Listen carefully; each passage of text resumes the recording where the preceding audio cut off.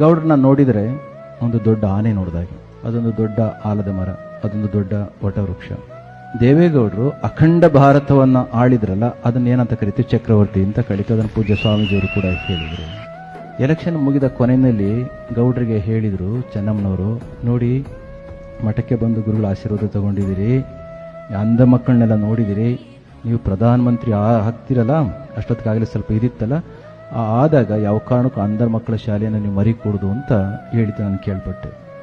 ಅವ್ರು ಪ್ರಧಾನಮಂತ್ರಿ ಆದಮೇಲೆ ಮಾಡಿದ ಕೆಲಸ ಏನು ಗೊತ್ತಾ, ಅಂಧ ಮಕ್ಕಳನ್ನು ನೋಡ್ಲಿಕ್ಕೋಸ್ಕರನೇ ಅಂಧ ಮಕ್ಕಳ ಶಾಲೆಯ ಮುಂದೆ ಒಂದು ದೊಡ್ಡ ಕಾರ್ಯಕ್ರಮವನ್ನು ಮಾಡಿ ಅಂಧ ಮಕ್ಕಳನ್ನ, ಕುರುಡು ಮಕ್ಕಳನ್ನ ಮಾತನಾಡ್ಸ್ಕೊಂಡು ಹೋಗ್ತಕ್ಕಂಥ ಕೆಲಸವನ್ನ ರಾಮನಗರದಲ್ಲಿ ಮಾಡಿದಂತಹದ್ದು.